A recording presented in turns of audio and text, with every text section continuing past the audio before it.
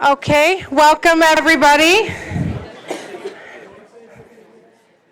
We are going to go ahead and get started. I want to thank you guys for joining us here at Oakland Community Health Network. I keep stalling over that to make sure I don't say Oakland County. My name is Tricia Zizumbo. I'm the Director of Training here at Oakland Community Health Network. And I want to introduce Mackenzie Scott and Sue Thomas from MDHHS. To provide this training for us. If you checked in and I have your email, I will be emailing out all the handouts, the videos, a recording of this, so you'll be able to have that later. We are recording, so if you have a question, we just ask that you raise your hand so we can get you a mic, because it will not pick up on the recording if we don't have that, especially with a crowd this large. So my staff and I will be over there to bring you a mic, and I will turn it over. All right, and there's coffee and water. Bathrooms are out to your right. That's the questions I get all the time. So, all right. Good morning. Thank you everyone for coming. As Tricia said, my name is Mackenzie Scott, and I am a Children's Protective Services Supervisor in Oakland County. I have been there for about 13 years, only in Oakland. I started out as an investigator. And I spent 2 years on a specialized unit where we investigated only sexual abuse, and then I've been a supervisor since that time. And this is Sue Thomas. Hello, I'm going to forget to talk into the microphone. Hi, I'm Sue Thomas. I've also only worked in Oakland County. Both of us have. I've been with the county for 16 years. I was on the road as an investigator for my first 10 years. I spent 4 years in a specialized unit as well for maltreatment and care. That was investigating institutions, foster homes, and daycare centers. And then I've been a supervisor for 6 years. We're going to get started, so we have time at the end for questions. We have a couple videos. What we're going to talk about is who mandated reporters are, when you're required to report, how you do it, what happens when you do it, the protocol that we follow when we do investigations. And we're going to try to get through that within these 2 hours. So, go ahead. I say the first video is kind of a very elementary video, and it's actually kind of what it looks like when you call in a referral. For anyone who's been here as long as we have, when you used to call in a referral, you were actually calling the local county office, and you were calling someone who could come down to our office and ask us a question about a case, or do you know this family, or is this something you're familiar with? And we all worked together within the same office. As the referrals increased and our jobs got larger and there was just a higher demand to keep everything the same in all of the counties, they went to a centralized intake unit back in 2014 in Kent County. So now when you are calling in a referral, you are not calling someone in Oakland County who might be familiar with the situation. You are calling our call center, our centralized intake in Kent County. So this is what the video kind of shows you, is that you are calling that call center first. They are screening the call. They are inputting the information into our computer system. Now, whether the case is assigned for investigation or rejected, your call is always very important and is inputted in the computer. So anyone in the future can always see, even if it's a rejected complaint, we can see that you called it in and what information you had for us. So even if they tell you your referral is rejected, that call still is important and may be important in the future. So this video shows you the process that it goes through and how Kent County starts the process. They create the actual referral in a PDF form and then send it to the local counties. So we'll go ahead with the video.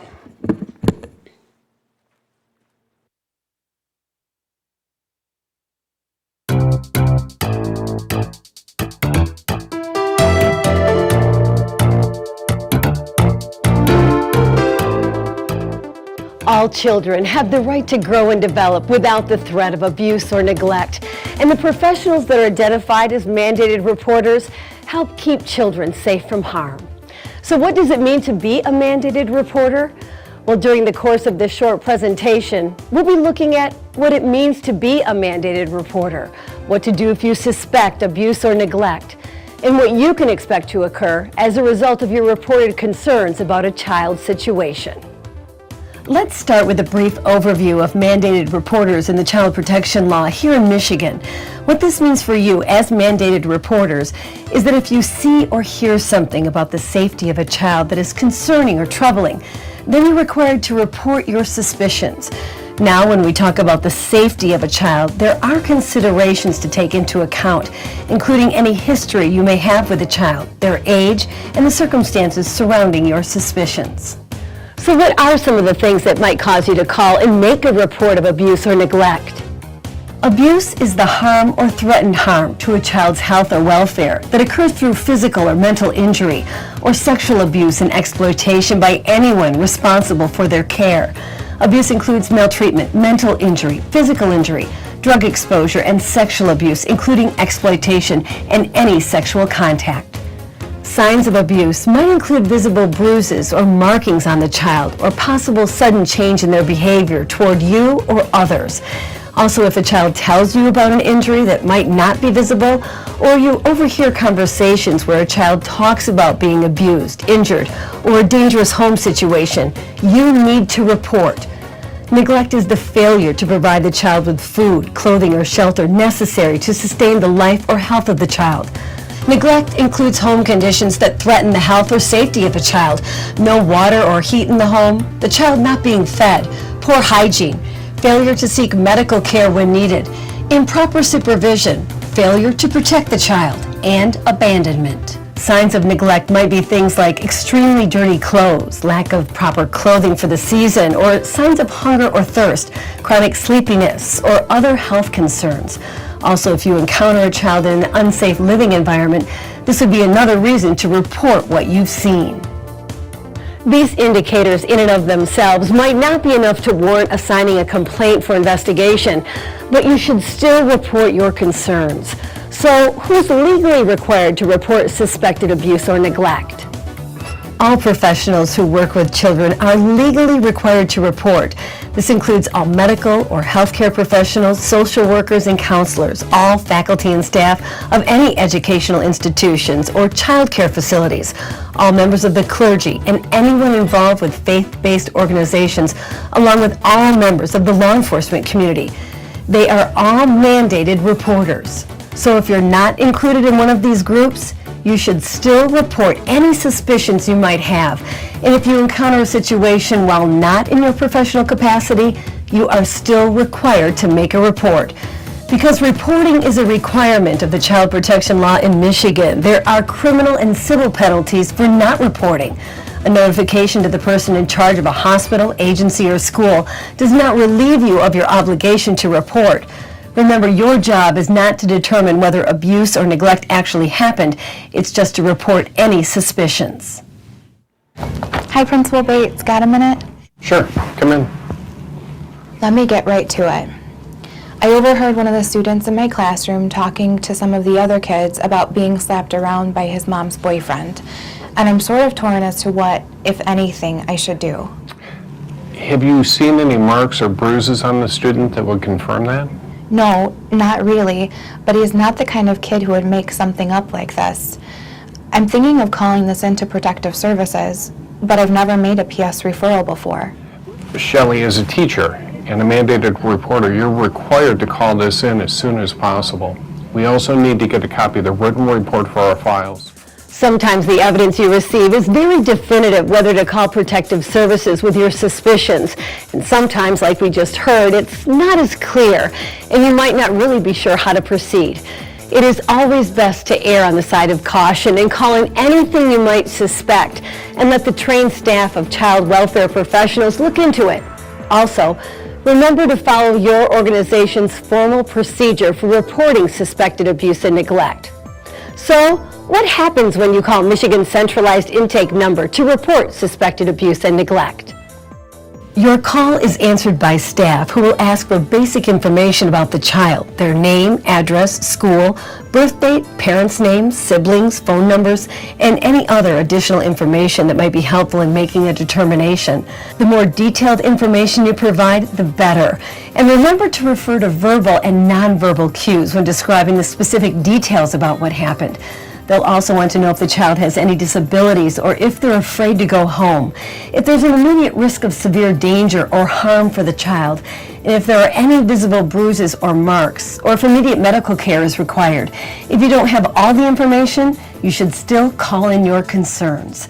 Centralized Intake will also want to know about you, how you know this information, and your relationship to the child.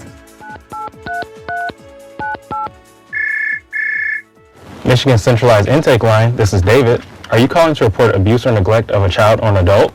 Yes, I'd like to report some suspected abuse of a child. All right, I first need to gather some basic information from you.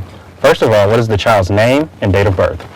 Last name is Patino, first name is James, and he's 6 years old. Okay, what is the child's address? He lives at 4643 Seneca Drive, and that's in Midland. Does the child have visible bruising or other marks? No, not that I've seen, but I overheard him saying that his mother's boyfriend slapped him around yesterday and that he was sore from the beating. All right, when did you overhear him state this? Just this morning, outside of my classroom. Okay, did he state he's afraid to go home? No, not that I heard. Do you know if this boyfriend lives with the family? I'm not sure. I don't think so. So now I need to gather some information about you as the person reporting the suspected abuse. First, can you please spell your first and last name? It's Shelley, Shelley, Barnes, Barnes. Okay, thank you.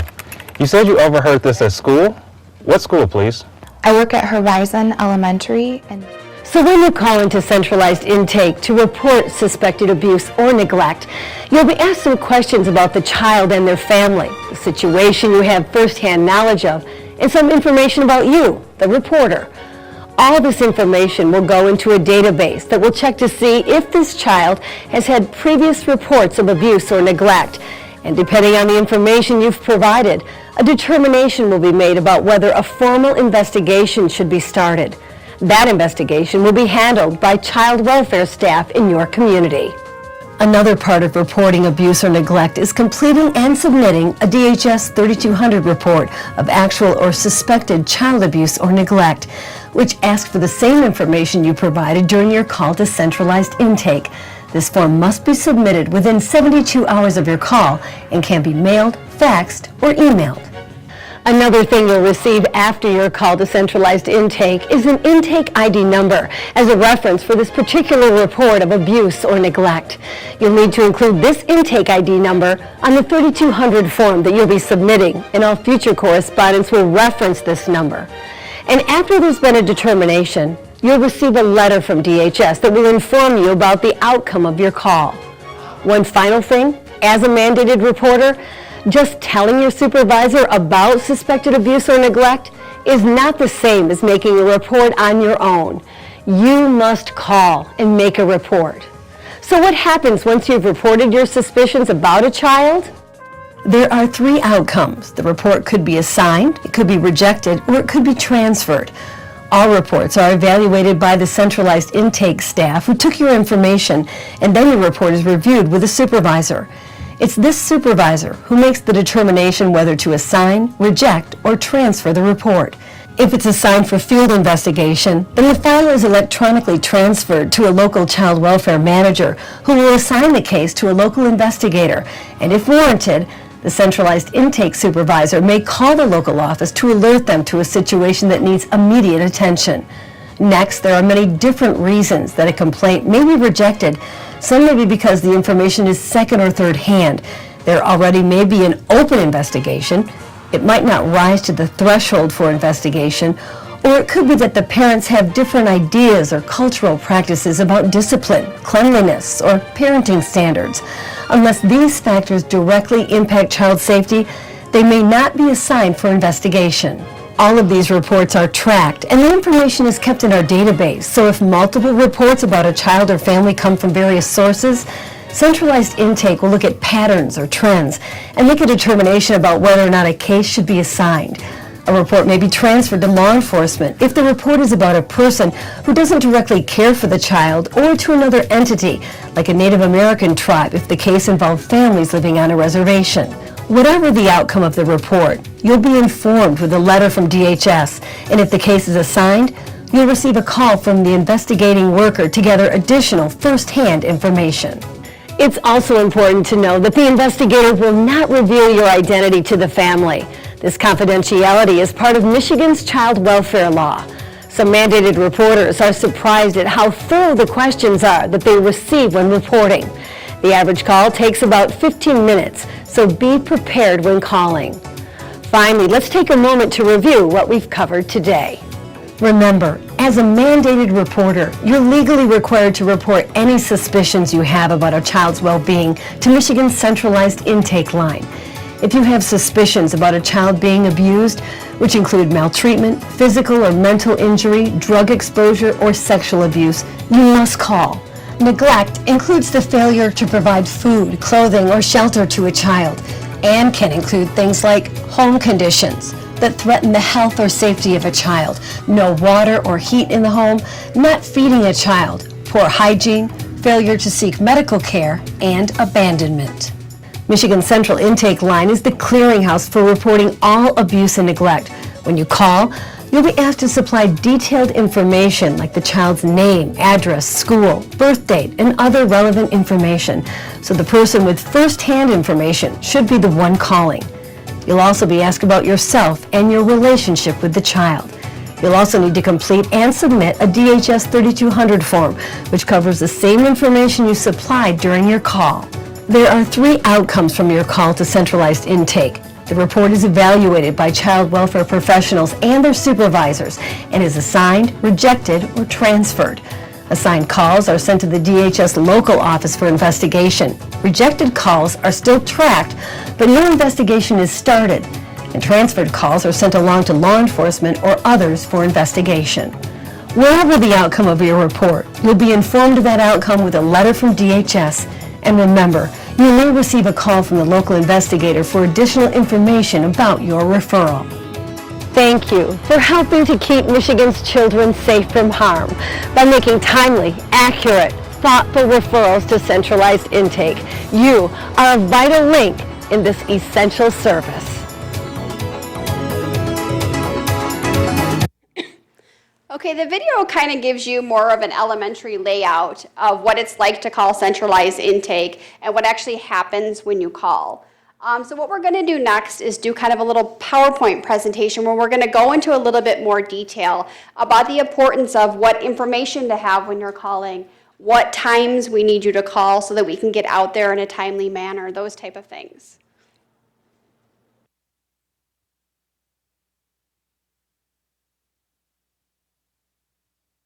A little bit of background why she pulls this up. For people who may not know, we are a 24-hour, 7-day-a-week operation.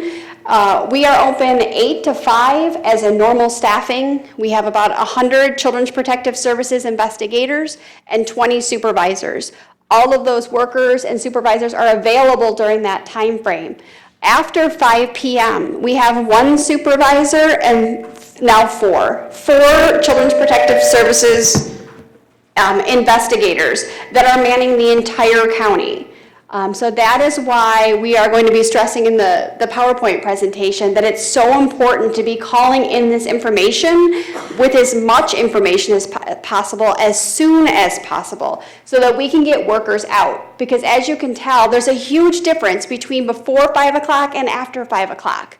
If you are waiting to the end of your shift to call in a referral, which I totally get it, I understand, we're busy too, but you are going to be passing your case or your emergency onto 4 people that are manning the county, and they are taking it one emergency at a time. If you are able to set aside some time and call in that referral earlier in the morning, it is going to be given to the investigator that it's going to keep that case for the next 30 days that can get out there during the day to the schools and has more time and availability to get these cases started. So we're going to go into a little, you got it up now? Okay. So that's kind of what we're going to go into now is why these little things are important.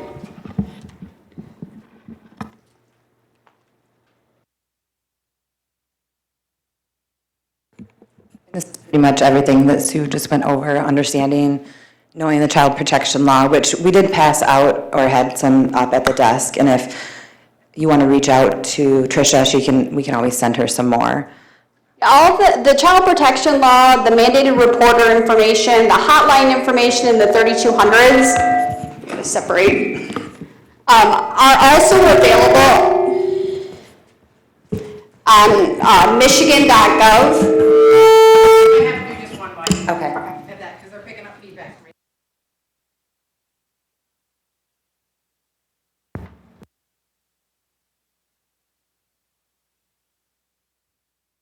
All right, so this is the state law. The Michigan Child Protection Law requires reporting of child abuse by certain persons,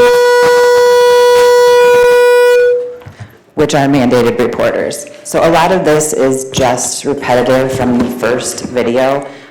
So some of it we just skip through. So the legal definition of child abuse is harm or threatened harm to a child's health or welfare that occurs by non-accidental physical or mental injury, sexual abuse, sexual exploitation, or maltreatment to a child under the age of 18. And it's by a perpetrator who is a parent, legal guardian, or other person who is responsible for the child's health or welfare. So this could be someone else that's living in the home, mom's boyfriend, dad's girlfriend. This would not be like a neighbor or a friend. If it's a boyfriend that doesn't live in the home but has at one point lived in the home or has a close contact with the child and is in a relationship with the parent, they can be considered a person responsible. Anything involving, like I said, the neighbor, that's something that would be transferred to law enforcement for investigation.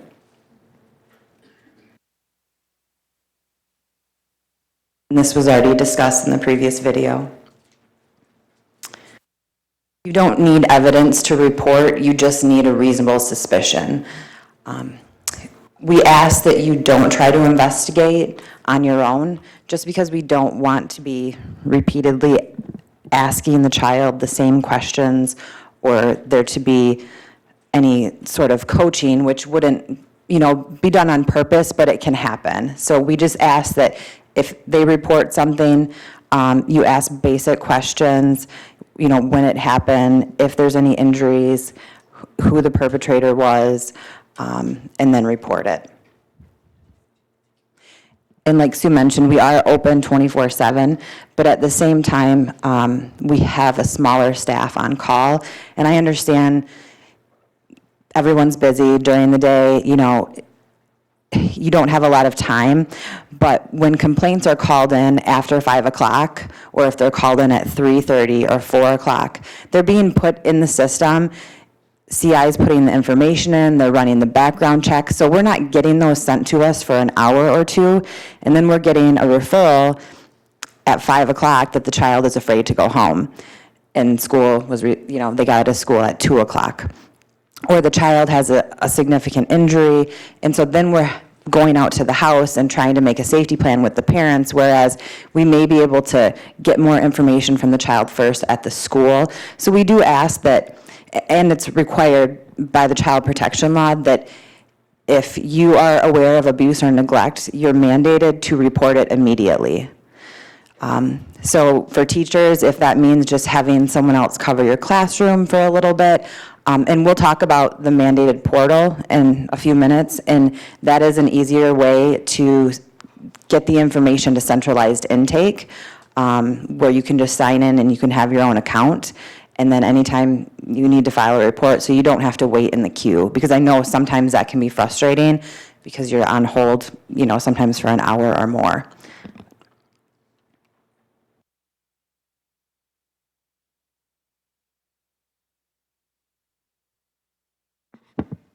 Okay, here is reporting concerns. I know that when you call in a referral, you have a concern that maybe the parents may think that you're the one that called it in, or that you're going to make something more difficult for the child at home.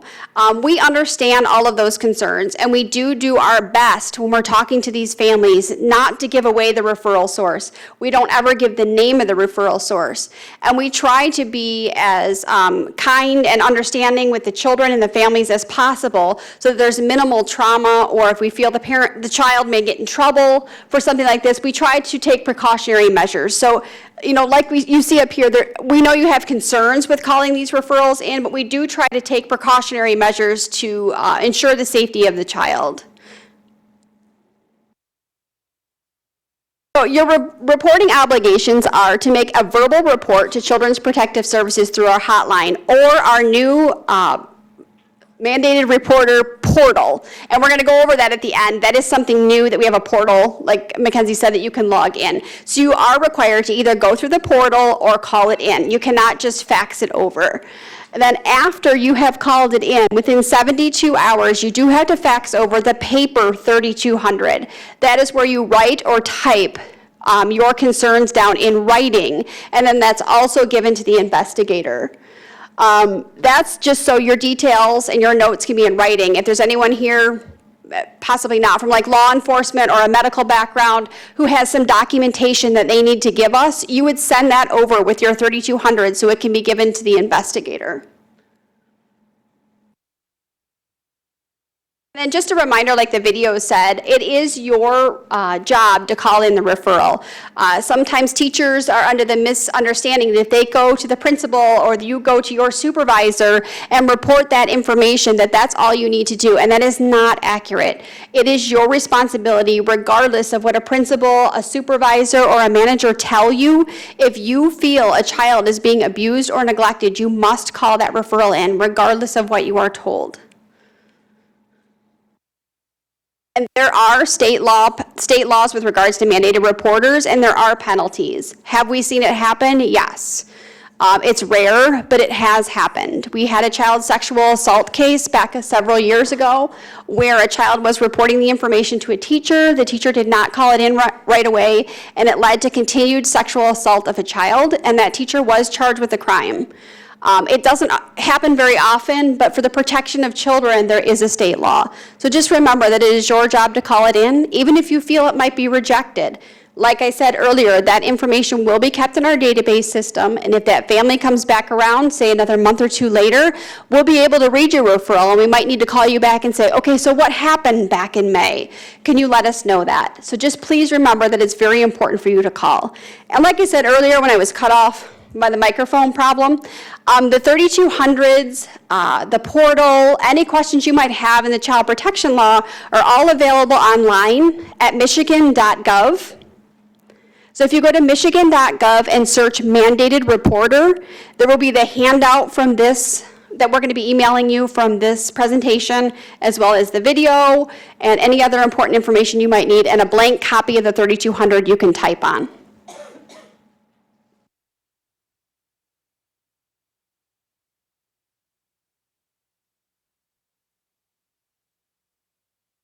This talks about reporting the information to centralized intake. What we need you to do is get as much correct information as possible. And it may take a little bit of effort on your part, but you don't understand how much we appreciated it on our part.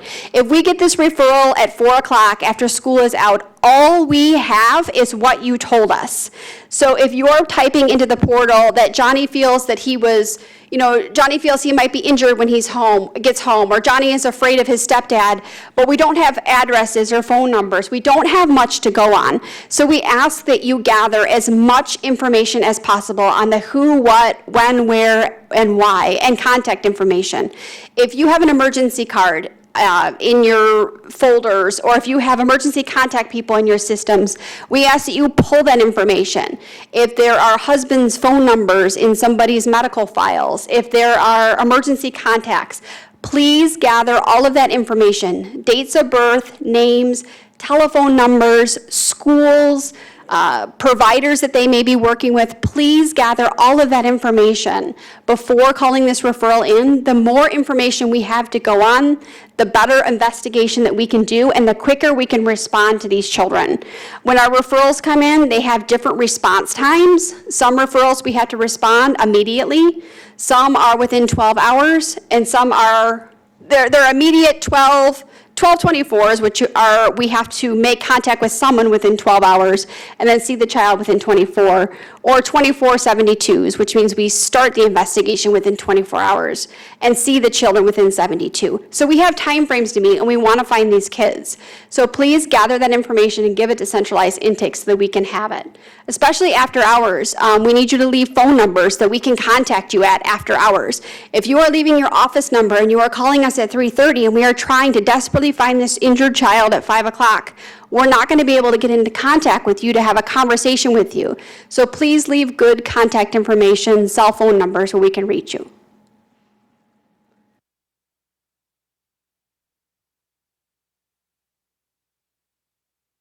Okay, this is just an example of the 3200 form, and like Sue said, you can find this at michigan.gov under mandated reporters. So the next steps, this is where CI is going to be reviewing the complaint for assignment. If the case is assigned, a caseworker begins an investigation and has to make a decision within 30 days. Court removal of a child, if safety cannot be ensured, does sometimes happen. If a child is at imminent risk, or through the child protection law, there's a situation where we're mandated to file a petition, that's when we involve the court.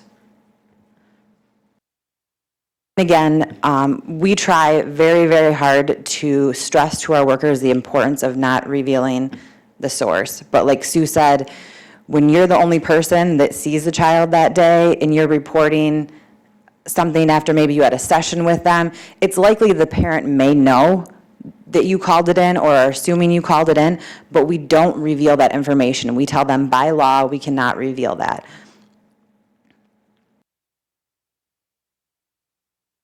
Just a reminder that CPS, we're required to contact the mandated reporter. So like Sue was saying, you know, if the worker calls you, please call them back, because we're just looking for additional information. And another thing I wanted to mention, when Sue was saying that we want you to gather as much information that you can before you call it in. If it's an emergency and you're calling it in, they're going to give you a log ID number when you call it in. So then you can always call back if you have additional information.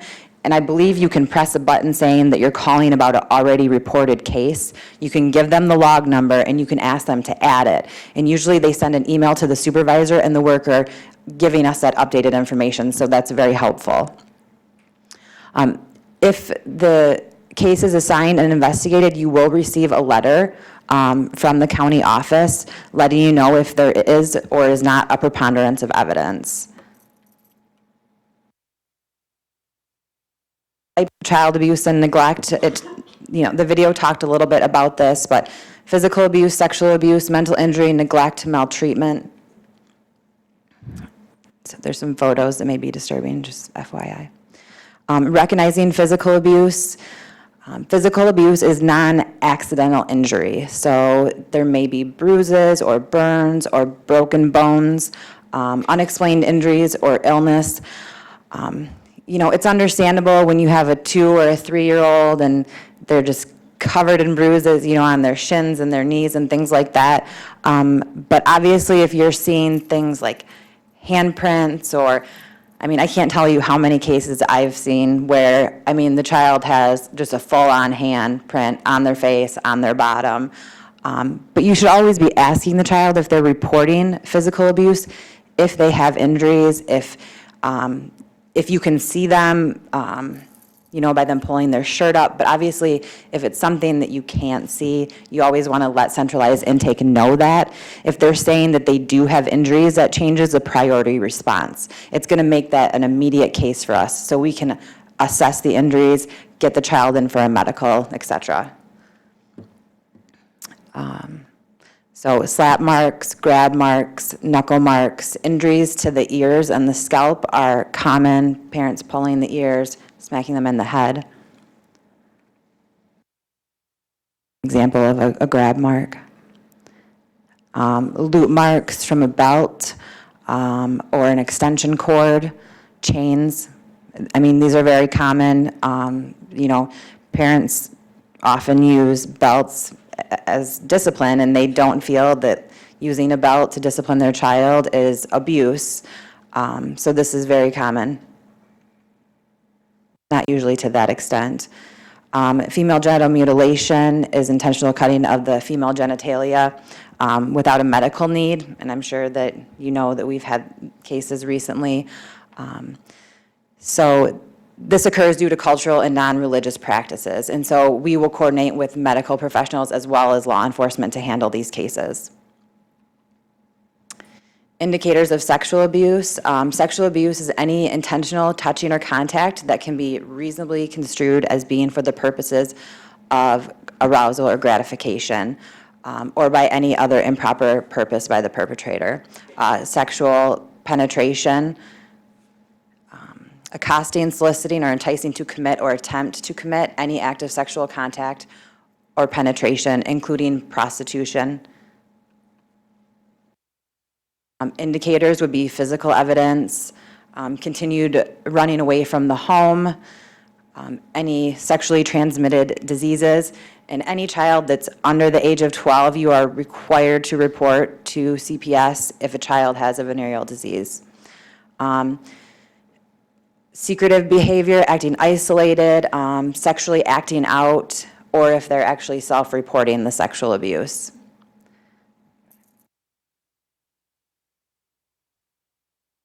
One is mental injury, which you may come across if you are in the counseling or mental health field, where you feel that a pattern of behavior is resulting in the mental injury of a child.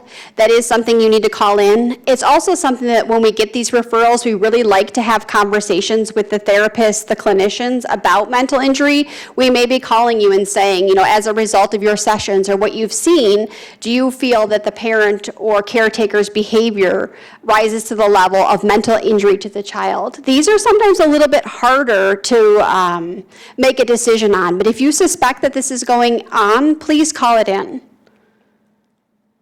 And in recognizing mental injury, since it is not as black and white as a bruise or an injury, that the child is exhibiting extremes in their behaviors, demanding, extremely passive, extremely aggressive, showing fear of the parents, exhibits physical or emotional developmental delays, has attempted suicide, or self-reports abuse. Recognizing neglect. If you are seeing clients in and out of your office, over time you might start to recognize that you feel a child may be, on your caseload, may be neglected. Typical types of neglect are physical neglect, failure to protect a child from harm, improper supervision, abandonment, and then medical neglect. Recognizing neglect, if some of you are providers who are going into homes, you may be seeing home environments that appear neglectful. Now everybody's standards are different. Your standard of cleanliness may be different than my standard of cleanliness, but there comes a difference where when a child is in that environment, that their health or their safety may be at risk when they're in that environment. Something like this picture, the child's health or safety could definitely be at risk. So we need you to take a look. If you see that type of environment, call us and let us know that a child is living in that home. Recognizing neglect could be frequent absences from school, the child stealing or begging for money, for food, or asking for food, suffers from chronic dental and medical issues, lacks sufficient clothing to wear, and self-reports that no one is home. When the parents are not being attentive to the child and you're starting to see these red flags, that's another reason to call us. The child may not have as much access to food at home or the correct clothes for the weather, and we need you to call that in too. We do have resources that we can connect these families to get them clothing and food and the basic necessities that a child may need. Recognizing maltreatment. Maltreatment is defined as the treatment of a child that involves cruelty or suffering that a reasonable person would recognize as excessive. Indicators would be humiliation, treating a child like an animal, inappropriate child expectations. They're showing a child in the cage with the dog here. I mean, obviously that would be a maltreatment. That's not an appropriate form of discipline. So if you suspect that a child is being maltreated, then we need you to call those in as well.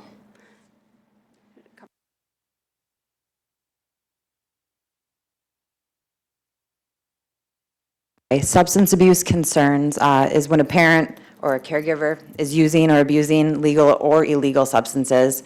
And so this case would be assigned if there's evidence that exists, such as the child tests positive for drugs at birth or prescription medication that is not prescribed. It's alleged that the child may have exposure to a controlled substance, whether that be, the parents are leaving cocaine on the table in the house and the child has access to it, or say the child has gotten a hold of it, or, we've had cases where children have had brownies, got a hold of special brownies, and or it's alleged that the parents' use of the substances or illegal substances are affecting their ability to safely care for the child. So we cannot substantiate on substance abuse alone. We have to show that their substance abuse is affecting their ability to parent. So some of the situations that I've seen, the parent is being evicted, but yet they keep testing positive for cocaine. That there's, they're going to meetings or meeting with providers and they're nodding out, that they're being over-medicated. And so that's something within an investigation that we need to meet with them on multiple occasions, test them, talk to forensic fluids, see where their levels are at, because it's really hard when it's a prescribed medication to prove. So we need to look at the numbers and talk to the kids about their behavior and things like that. CPS cases where the child is exposed to prescription medication or marijuana, they will be rejected until we actually confirm the meconium screen. So if there's any medical professionals in here, I don't know if that's, until it's confirmed that the child is actually positive, it will be rejected, so it will need to be called back in once the meconium screen is confirmed. Human trafficking, and this has been a big issue as well in the last couple years. I'm sure you've seen it on the news that they've been doing a lot of stings, and we've been working with them as well. Some indicators of human trafficking: sexually transmitted diseases, symptoms of post-traumatic stress, malnourishment, or they're reporting they're always hungry, signs of physical or sexual abuse, restraint, confinement, or torture. Victims and perpetrators are often very skilled at concealing their situations, or say they're living with another unrelated child with unrelated adults, and the situation just doesn't, they're not in a legal placement with someone. They're just kind of staying in a house with random adults, and there's a bunch of kids staying there. And they're not in control of their own identification documents. What is not investigated? So issues solely attributed to poverty or homelessness. Sue had mentioned, if kids don't have the right clothes for the weather conditions, we have service providers in Oakland County that you can also refer to try to assist the family. I think that if the parents are doing the best that they can, but they can't afford new coats or coats that fit, there are agencies that you can go to try to reach out, to try to help the families get those resources, which I'm sure that you probably do. But we also don't investigate just based on that the child has lice. We do investigate if it continues to be an issue and it happens over and over and over and over and the parent is not addressing it. Educational neglect. That is something that the school has to report to truancy, and they have to start an investigation. If a petition is filed by truancy, they will then get in contact with us, and we will open a case to monitor to make sure that the children are attending school. It's almost the same as a foster care case, but we're ensuring that they have services in place to make sure that the kids can get to school. If there's issues with transportation, we provide services to the family, and that is through the juvenile court. And sibling on sibling abuse. Unless the parents are aware and they fail to take action to protect. So if kids are continuing to fight and there's serious injuries, and the parents are just allowing it to happen, that's when we do get involved. What to do and what not to do when a child discloses abuse or neglect. You should talk to the child in a private area, maintain eye contact, use a soothing voice, try not to show like any shock or disapproval or sometimes cry. I mean, it's hard when a child is telling you things like this, and it could be so extreme that you don't know how to handle your emotions.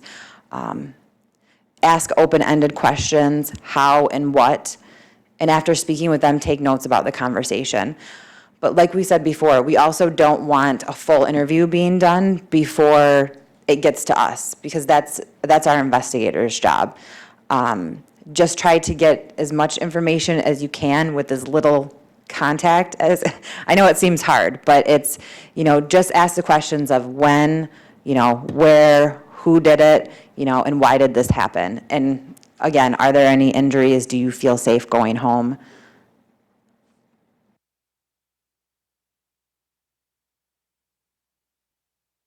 So what is the next step? Once your referral is accepted by centralized intake, like we said, some of them are rejected, which means they are not investigated at all, but a note is taken and is left in the system. Some referrals are sent to law enforcement only. When the perpetrator is not a caretaker or someone outside of the home, say an uncle sexually assaulted or physically abused a child, they don't live in the home, they're not a regular caretaker, that would be sent to law enforcement only. So once a referral is approved and sent to us for investigation, it is sent to the local office and then is now dispersed to an investigator. What happens next? Depending on the priority response time, our workers will almost immediately and quite quickly get out there to interview the children first. We like to interview the children first at school or in an environment maybe with a non-custodial parent or the opposite parent that is not the perpetrator, to try to get information from them before the parents know that we are involved. We will try to make contact with neighbors, families, other family members that are involved, professional staff, social workers at the school, teachers, to try to gather information in our investigation. Approximately 75% of investigations do not result in a preponderance finding. I know that seems like a lot, but we get a very, very high volume of cases. And sometimes we do not find abuse or neglect, the case is denied. There are 5 risk levels in our system. A risk level number 1 is a removal. That is a high-risk open case where a child will be removed from the home. A category 2 is like a high-risk level where we are going to be monitoring the children in the home, where we feel that services are appropriate or we can work with the family. A category 3 is a moderate to lower risk case that we are opening, where we have found something, but we're sure that we can get this family appropriate services, counseling, parenting classes to rectify the situation. A category 4 means we just did not find a preponderance of the evidence that anything happened. There was no abuse or neglect that occurred. A category 5 is typically we had the entire wrong family, and it just was not, nothing was found at all. And then at the last bullet point here is that the DHS will inform mandated reporters in writing of the disposition of the case. You will get a letter in the mail indicating to you if a preponderance of the evidence was found or not. It will not indicate what category. That information is kept confidential.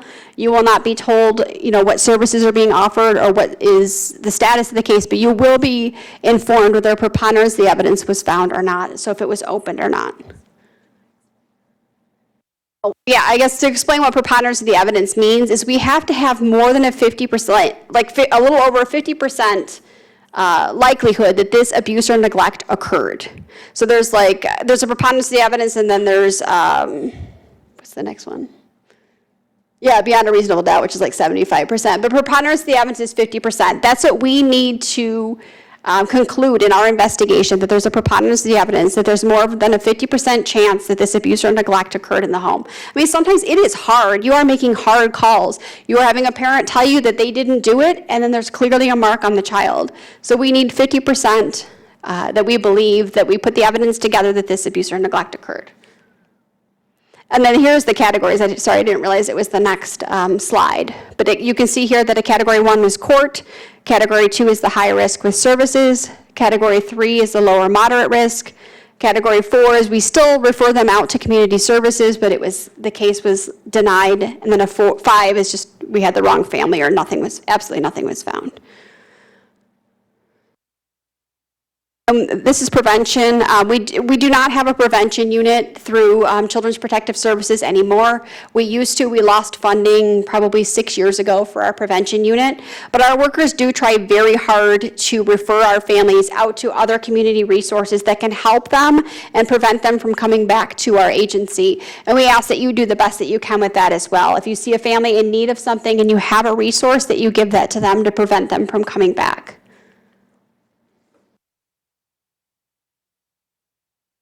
And this is the website I had explained to you. This is michigan.gov/mandated reporter. That's where the phone numbers are and all the forms that you may need. I think that's the end of our slideshow. I'm going to look at my notes here to see if I had anything else that I noted.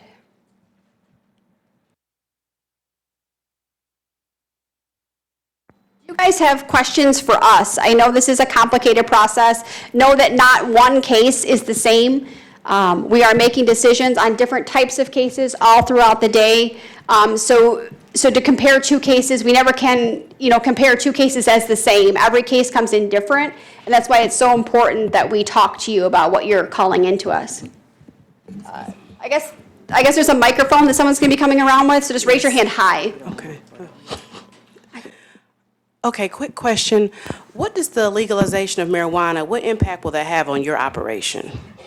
As of right now, it does leave for a very gray area for us. The definite change that it's made right now is marijuana-positive babies are denials in our office. They used to be an open case where we gave them services. Now we are coming up with what's called a safety care plan for the family, where we are giving them information on substance abuse treatment, giving them infant mental health programs, informing them of safe sleep, and trying to give them every resource possible about safe sleep for the baby and resources for themselves, but we are not opening the case and continuing to monitor it. And what we are, how we are educating our clients is we are telling them that marijuana is like alcohol. Just because it is legal does not give you the right to abuse it or use it while you are caring for your children. So if you go to a home and you strongly smell marijuana and you feel it's impacting the parent's ability to care for the children, you are to think of it as alcohol. The same way we have viewed alcohol for years. Just because it's legal, you can buy it at the corner store, it doesn't mean that you can get highly intoxicated and then care for your children. It's the same type of scenarios. I have a question. I work with the adult side of the situation, so we're counseling, SUD counseling, outpatient. Okay. And I understand that we're also mandated, but we're taking it from the adult perspective. So if an adult would confide in us that they have perpetrated abuse, it's our responsibility to report, correct? Yes, if adult confides in you that they have perpetrated on a minor child, yes, it is your job to call it in. Is there a statute of limitations on that? Say it happened 20 years ago. It's not really a call that we would make. You would call it into us, we would report it to law enforcement, and then they would make that decision. I would say the concern would be if that adult had contact with other children since they perpetrated, that there might be other victims. So that may be something that you would need to call it in. I mean, regardless, you call it in. If they don't find that it meets the criteria, then they would reject it. But at least there would be something in the system. And there could be other like Mackenzie said, there could be other children in the home that could be at future risk of harm. So we would need to educate those other parents who are living with that perpetrator that may not have known about the prior abuse. So we need to educate them to protect their own children. Hello. Should I expect a phone call from a CPS worker if I was a mandated reporter every time I report? Most times, yes. Sometimes they may not call you. It is part of our policy that we contact a mandated reporter. I also have another question. You spoke about interviewing children at school. What is your procedure for when you have to go to the home? Can you speak to children, or is there a certain age that you can speak to them separated from their parents, or do you have to interview in front of their parents? No, we interview the children away from the parents if we have the parents' permission. We can't, I mean, unless we have a court order, we can't just walk into a home and say, you have to let us interview your children. You know, if they allow us in the home and they allow us to interview the children, we can interview them. But we do it separately, like in a bedroom or somewhere where it's private. That's why we do prefer to go to the school and see the child, but depending on the child's age, if it's something where it's a sexual abuse case or severe physical injury, we're going to involve law enforcement and care house, where we can have the interview taped and law enforcement can watch it, as well as us being there and an advocate for the family. Thank you. Can you guys stand up if you're asking the question? Because we can hear it, but we can't see who to look at. I have two questions. The first, do you have staff that monitor online like Facebook? Because I'm sure you're already aware that, recently there's moms are selling their kids and showing pictures, like there was a 6-month-old and she was actually putting the price and so pictures and guys were responding back the whole time. So do you have a team that monitors online? We don't have a team, but when we get a case, I go on their Facebook, I look for them on Facebook immediately. I pretty much can find anybody if they have a Facebook page. So that's usually one of the first things that a worker does, is try to find them on social media, because you can get a lot of information even if they have it somewhat private, but we don't have a team that does it, but I think we actually have a Facebook page, so if we can get in, it's just a generalized one that our workers made up a while ago, but it lets us contact the parents and say, look, we're from the Department of Health and Human Services, please contact us. But we also, some people don't have private pages, so we can get information, take screenshots, and I think it's just known that that's one of the first things that you do is go check out their Facebook or Snapchat or, My second question is, I work I was going to add something real quick, sorry to interrupt you. If you guys see things on Facebook or social media, please record it or take a picture, like take screenshots for us and send that to centralized intake or give it to the worker. Because what happens quite frequently is you'll call us and say, I saw an alarming video on mom's Facebook, she posted a gun or she had the kid posing inappropriately, and as soon as we knock on the door, it's deleted. Okay. So it's gone, and then we don't have that evidence. So if you see it, make a picture of it, a screenshot of it, so we have it. And my second question is, I work in WIC with, of course, with children, and so I've had to use you guys more than I would like, a couple times to call. But recently, I just called you last week when the mom actually punched the kid in the stomach. He was 2, and she was trying to teach him a lesson because he punched the kid there, and she punched him. But then when we got the letter, you guys, it said nothing was done. And so the staff were like, well, we actually saw her punch him in the stomach, so. So in that situation, it probably was inappropriate discipline, but to substantiate a case for physical abuse, there needs to be an injury. If there's a pattern, we can always substantiate for threatened harm for the continued inappropriate discipline, but that does not meet the criteria of the definition of physical abuse in the child protection law. I have a question pertaining to if you're clergy. So if someone comes to you and for a confidential conversation, and during the process, part of it you can keep within yourself, part of it gets into child abuse.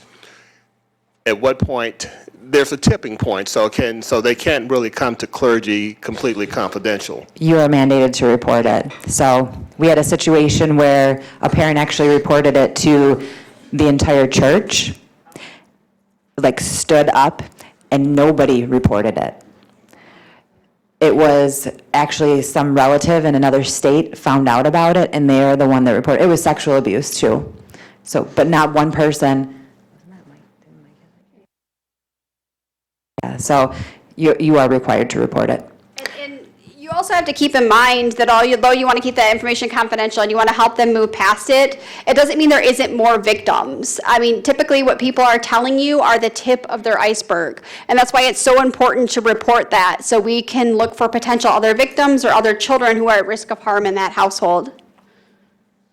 I was wondering if there was a time frame for when you should be receiving a letter, and also if the mandated reporter portal is a way that you might be notified, or if it's only by mail.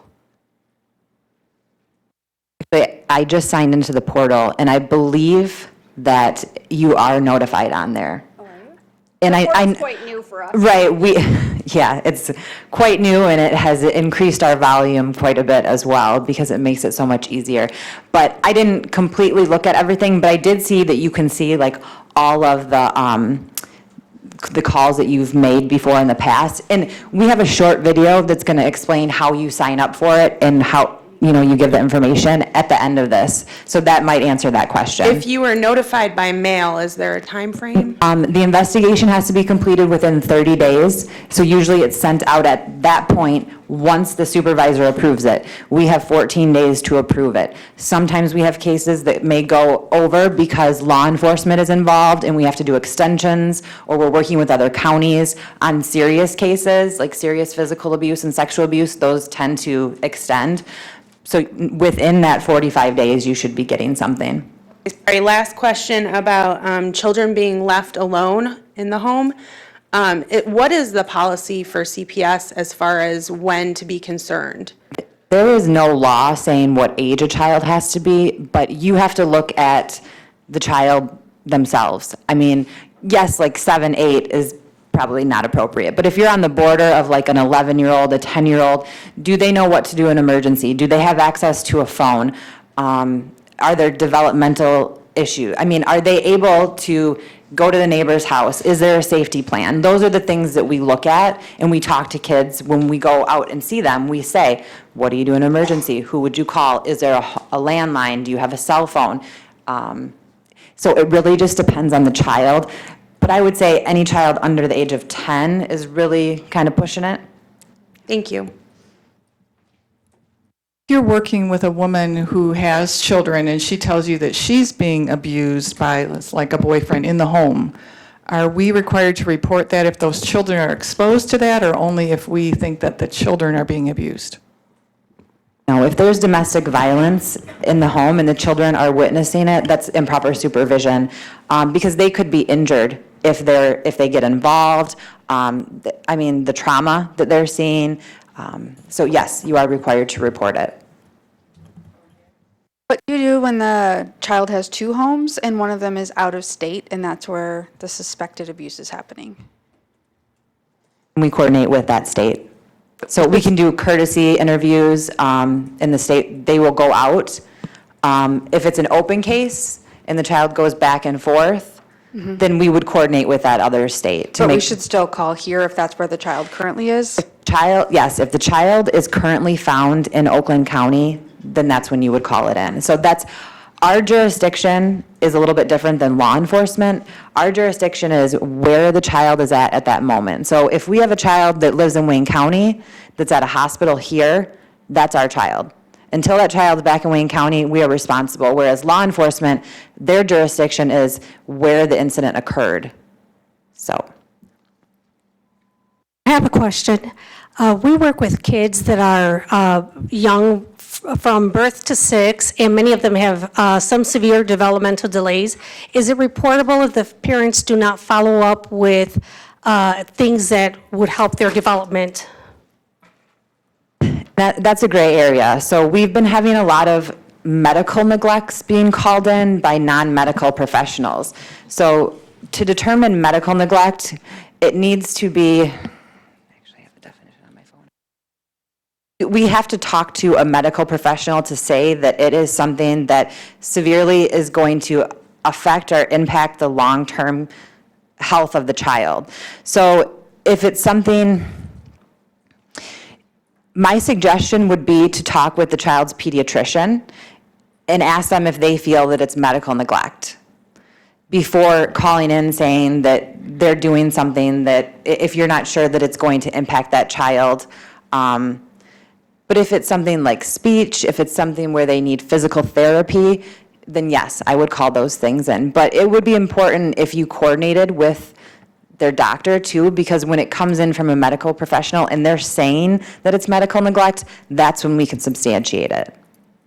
And some of these treatments and therapies are optional, and that's where sometimes we get a level of frustration between therapists and our office. You know, treatment for attention deficit disorder, we can't force a parent to put a child on medication or to follow through with counseling that you feel might be necessary for attention deficit disorder or oppositional defiance disorder. So like Mackenzie said, it's a very gray area, but if you feel it's affecting the child's health or well-being, to definitely call it in. But know that there are some things we can't force a parent to do. Their own beliefs, they may not agree with that type of treatment.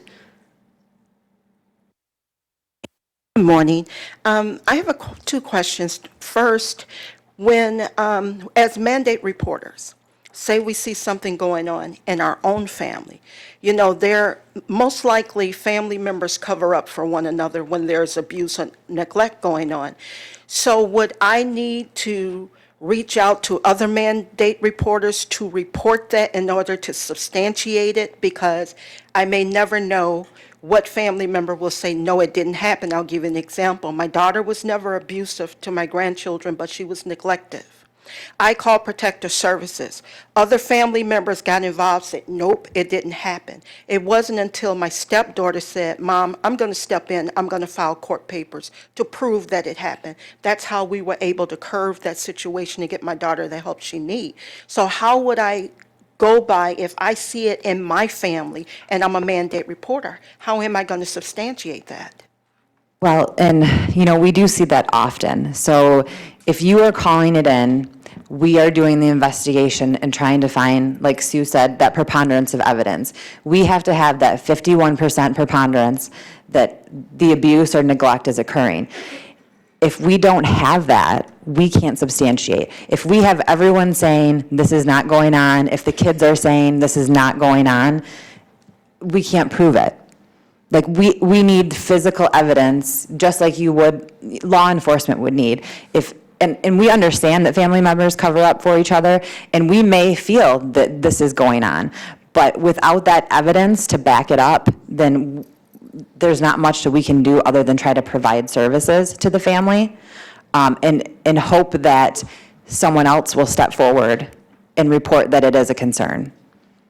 And my second question is, would we have like relationships with other mandate reporters just in case we should need someone else to check in rather than for us to do it ourselves? You could always, I mean, if you feel there's someone else involved in that family member's life, you could touch base with them and say, are you seeing what I'm seeing? But it's always important for you to just continue to call. If we didn't see it the first time, we didn't find enough evidence the first time, and you see that it's still going on, it's important to continue to call. Because like I said before, your rejected calls are in the system. So if it isn't until the fourth call that we actually find enough evidence that that child was abused or neglected, that investigator can see the last 3 times that somebody called and definitely see that there's a pattern. So don't get discouraged if your referral is denied or rejected the first time, or a preponderance of the evidence wasn't found. It's still important that you made that call and keep calling. One thing I would suggest is maybe being a second source on that. So when your other person calls CI, let them know that the two of you are calling together. So they will put both of your information on there. So then you have 2 sources then. So that, I mean, so then you're getting a little bit more evidence. There's 2 people that are seeing it. So sometimes when there's information coming from more than one source and it doesn't look like it's someone who's angry at the family, you know, investigators tend to dig a little bit deeper. You know, maybe go back out and talk to the kids after they've talked to them the first time. When supervisors see that, we see, okay, there's 2 people calling this in. Maybe we need to call a couple more collateral sources and find out, you know, talk to the school, talk to the pediatrician, you know, have they had their well checks? Are they up to date on, you know, well, I won't even go there. But well checks, and just make sure that if they're in services, that they're complying. Are they seeing a counselor? Do they have any concerns? So.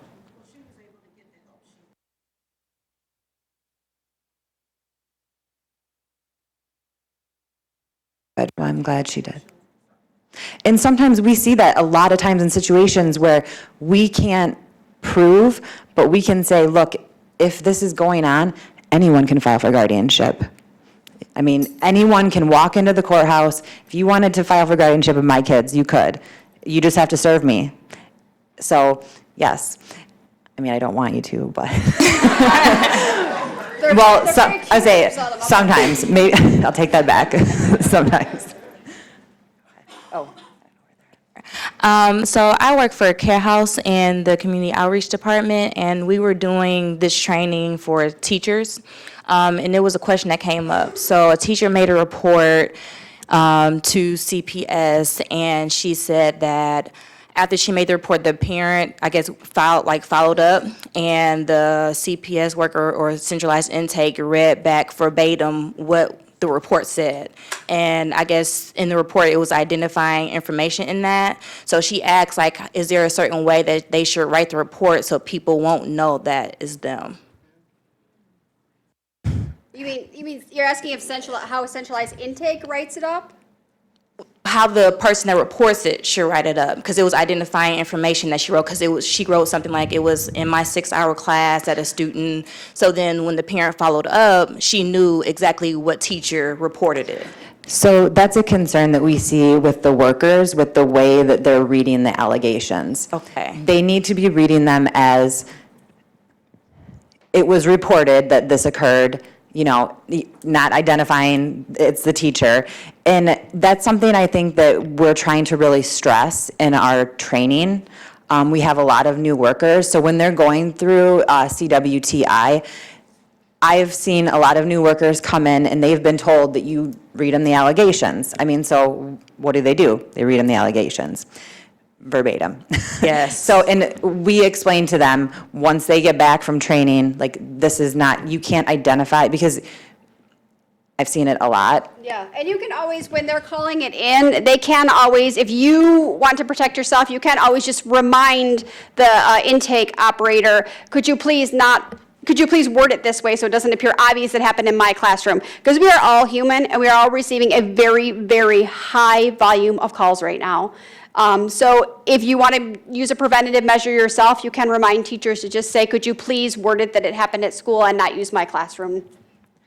There's also, when the referral comes in, there's the allegations and then there's additional information sections. So if you just want to put in the allegations, you know, so-and-so reported that dad hit him and he has a large bruise on his arm, then later when they ask how you know this, that's where they can say, you know, I'm his teacher, you know, I saw this and blah, blah, blah. So they can make the allegations just vague, you know, that this is what happened, this is who did it, and, you know, it doesn't have to be put in there how you know in the allegations. CI can add that to the additional information. Okay, and one more question. So as far as not reporting it and being a misdemeanor, 93 days in jail, like all of that, right? Let's say if a child was abused and they were in the care of a nurse and they disclosed to the nurse that they were abused, and that nurse did not report it. And then years later, that person that was abused, they reported it again, or talked to, like, maybe they were in the care of a different nurse and said, like, back when I was 7 years old, I reported to the nurse that I was in care of and nothing happened. So can that go back on that nurse that didn't report it the first time? If there's confirmation that that person didn't report it, I mean, because do they know if it's in the system or not? It may have been rejected, it may have been transferred out, unless that can be proven. That would be the only issue, and that information's confidential. But is that person still a minor? I was just giving. I was just saying, because any person, that a child or a parent has the right to request all of the records that they have, that they've ever been involved with CPS. And so if it was something, I guess, if there was a rejected case, it might show up on one of those older, if they have any history, it would show up like in the narrative. You're saying, can that nurse be charged with the crime if she didn't call it in years ago and it comes back up again? Yes. It's a possibility. Those are calls that are made by law enforcement. Typically, law enforcement, when they get involved in like a sexual assault or a physical abuse and they find out that someone already knew, that's a call that law enforcement makes, whether they're going to charge that person for failure to protect and not reporting. Yeah, they would have to prove that they would have to prove, like with the situation I was talking with before, we knew that the teachers knew and they did not call it in. So they would have to prove that that person knew and that there was a reasonable likelihood that they should have called it in and should have done something. Thank you. Hi, I have a question with regard to consent for sexual relations. Things like the 15-year-old who has a 16-year-old mate, and for the 16th-year-old birthday, they had sexual relations. The parents know, they're okay with it. My understanding is consent is 16 years old. Yes, the age of consent is 16. But if you feel that the parent is failing to protect, or the parent is allowing a dangerous situation or a situation that's not age appropriate for their child, then definitely you can call it in.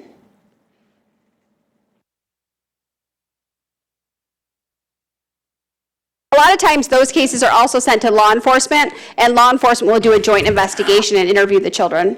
Okay, yeah, and I don't even necessarily, as a mandated reporter, I would report that. I have reported that because the age of consent is 16. Correct. I'm not even necessarily saying in this situation that the 15-year-old is with it and for it. But that is or isn't reportable because the 15-year-old cannot consent. You can report it for sure, and most likely, unless the parents are failing to protect, that information is sent to law enforcement. And then law enforcement makes the decision if, with the case dynamics, it's something that they need to prosecute on. Which, I mean, sometimes they do, sometimes they don't. It just depends. If they do the investigation, they find out that the relationship was consensual, most of the time they are not prosecuting, because it's not going to get them anywhere, because the victim's going to get up on the stand and say that the sexual relationship was consensual. But if you feel that there's some danger involved, the child's welfare is in danger, or the parents are failing to protect the situation, or making the situation worse, such as encouraging an underage relationship, then you need to call it in. But if you have a question about it, just call it in.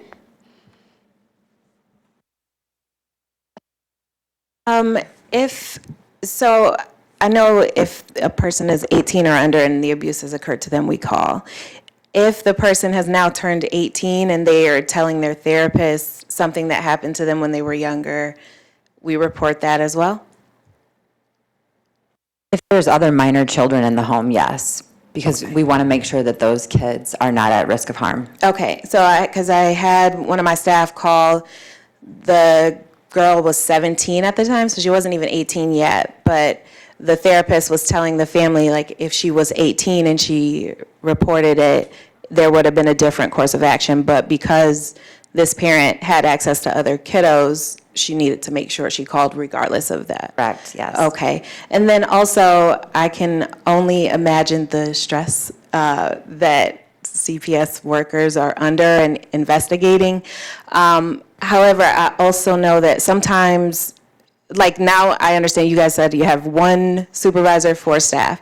We did have a time where a kiddo ran away from home to our mental health agency because that's where she felt safe, had to wait for CPS to come out. The supervisor, it sounds like, was kind of not very sensitive to this kiddo as far as how they communicated the information.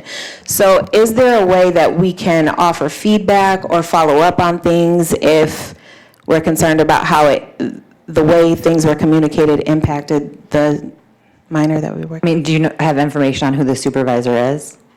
Mm-hmm. Okay, we can touch base after, and if you want a phone number for their supervisor, I'd be willing to give it to you. Okay, thank you. Hi. I like how you worded that, provide feedback. I like that.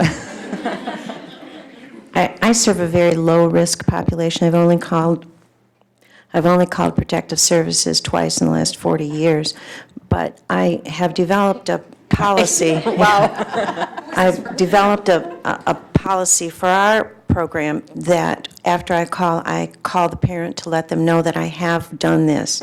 And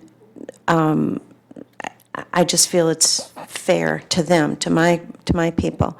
Is that like against the rules to do? No, if you are telling them, we have a lot of people, a lot of teachers, if you have a close relationship with the family and you explain to them, you know, this has nothing to do with you, I'm a mandated reporter, I learned this information, I have to call. Mm-hmm. You know, they're going to be mad, maybe, they're going to understand, maybe, but, you know, I think sometimes it makes the situation easier because, you know, We're a team here. Right. I'm trying to help you. And you're being honest with them. So, no, it's not. You are absolutely able to do that. And I do know that a lot of people do that because the hospitals will call the social workers from the hospital and they'll be like, oh, mom already knows. We called it in. I told her we had to call it in. Baby was born positive for benzos and opiates and she doesn't have a prescription. So it does happen. Okay.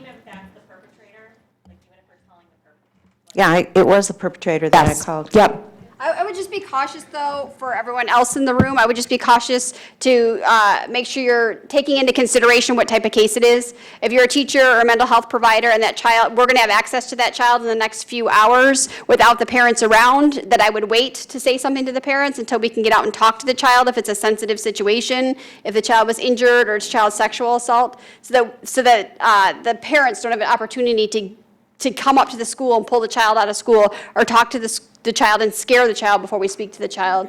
So just keep in mind what type of case you're talking about. A lot of cases, it is appropriate to tell them. Some of them, it is not.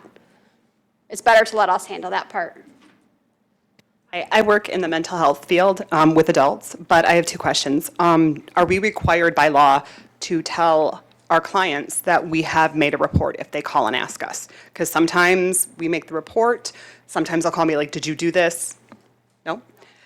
And then my other question. No, you're not required. Sorry, I didn't know which one of us was answering it. No, you don't. The referral source is kept confidential. Okay. And then my other question goes back to consent for release of information. Because of HIPAA and HIS, you want all the information that we can provide you, including emergency contacts and everything, but the general universal release doesn't necessarily disclose that when we get emergency contact information. So is that something that our agencies have to Just develop? give us what you have.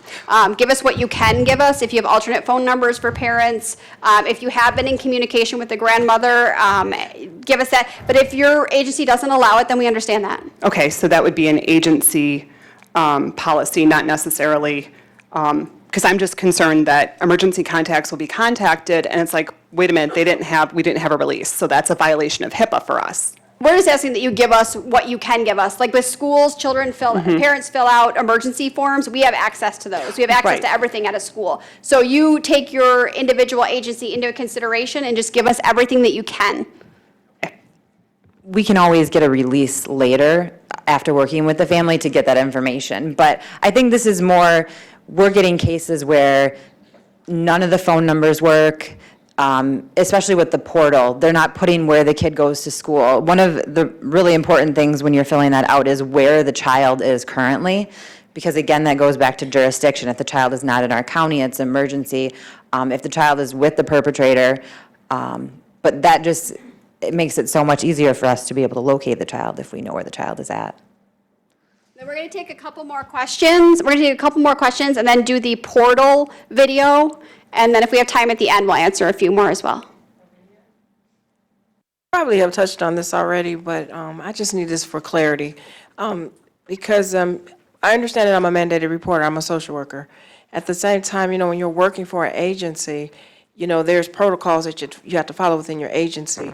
So like if you're working at an agency and you see, you want to report, but then you talk to your supervisor and they're saying, well, Did you get a copy of the child protection law?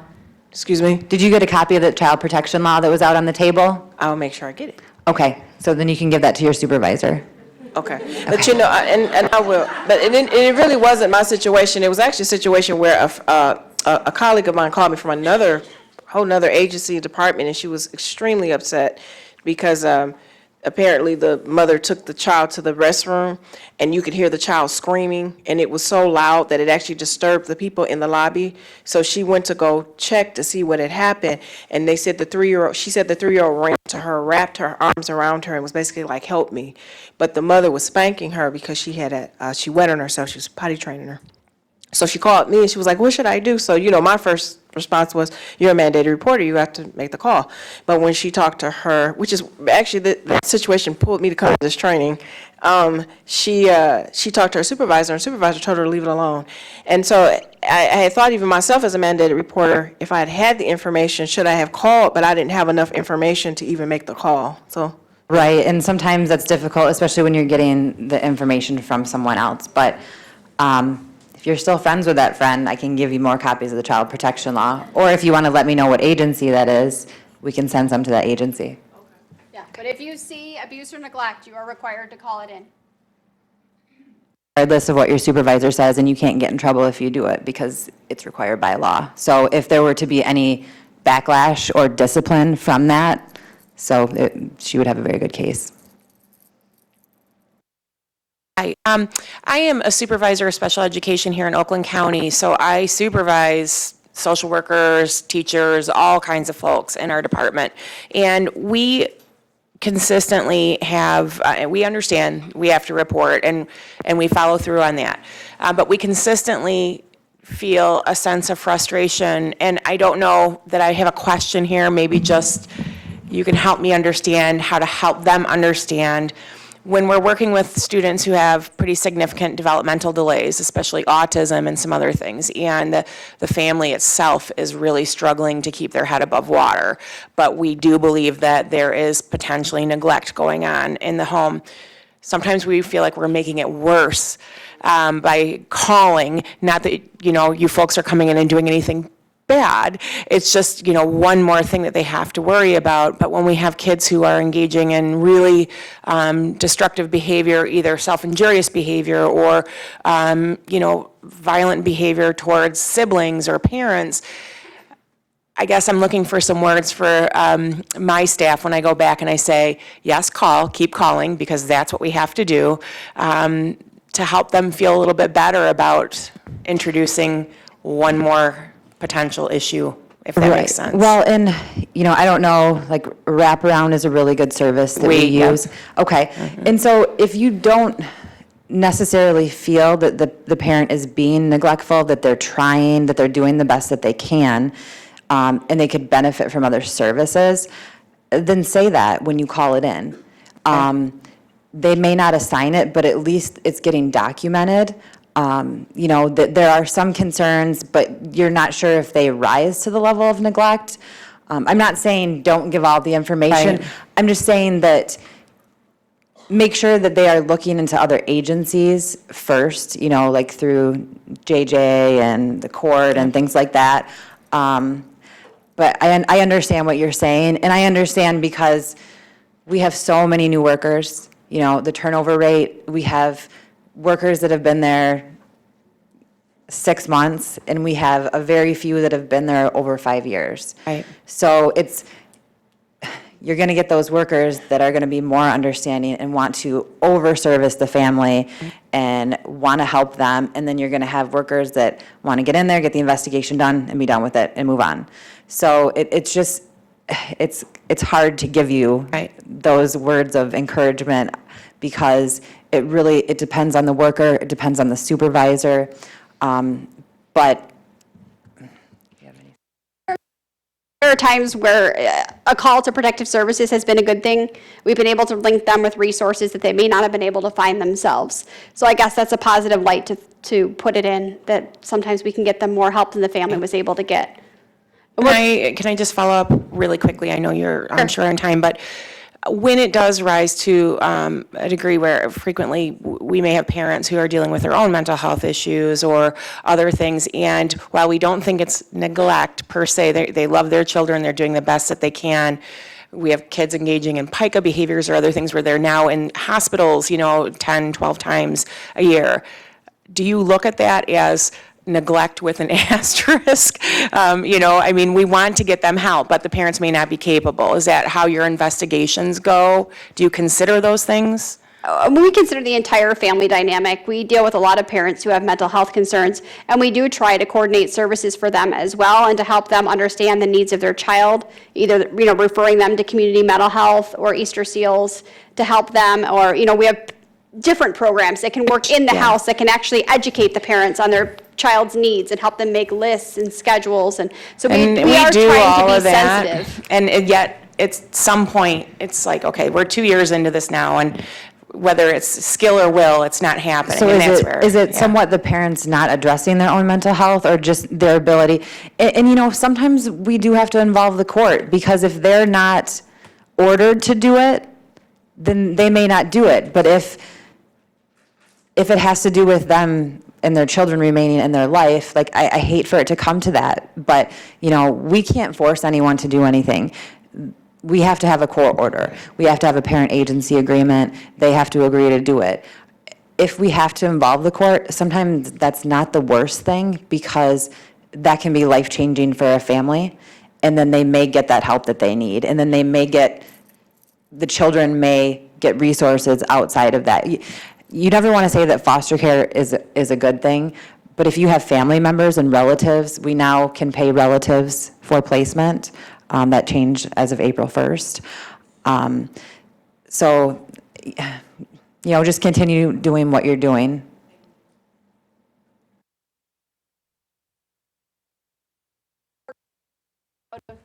Sign up for the mandated reporter portal.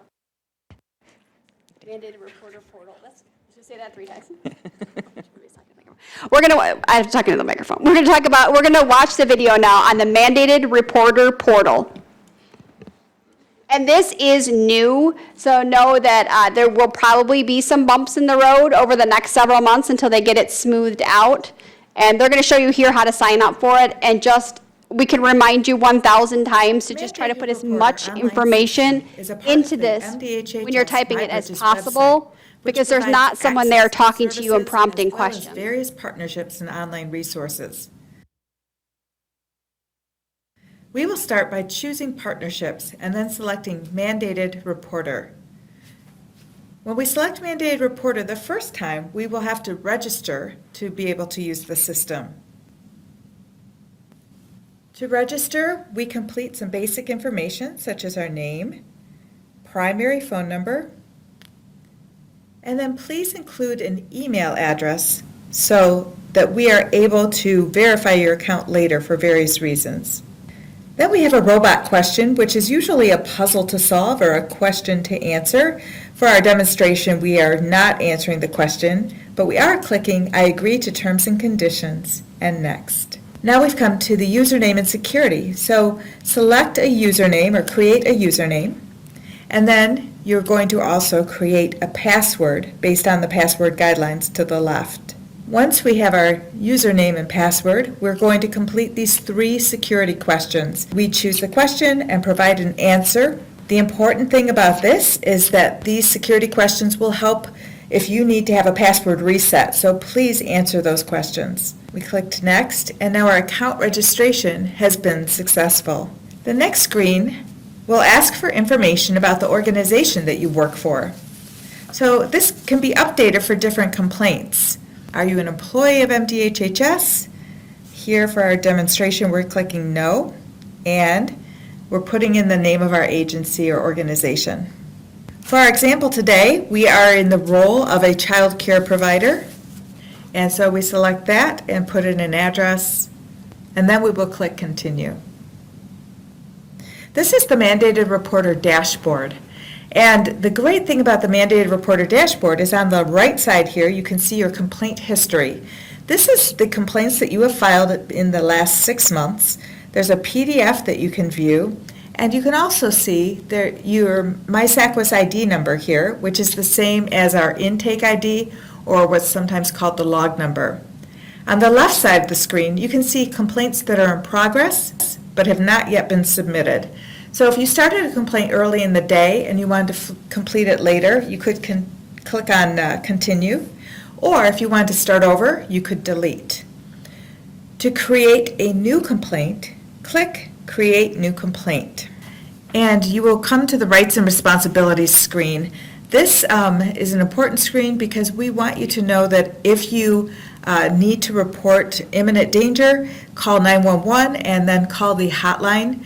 If you are an emergency responder and you need a CPS investigator on the scene, we want you to call the hotline as well. Now we are looking at our reporting source. This pre-fills information from your registration, and this first question is just for our test system. You won't see this filing on behalf of someone else in your real system. You can see on the left-hand side, we also have kind of a navigation pane that shows you all of the different pages we'll be using. You put in your information here.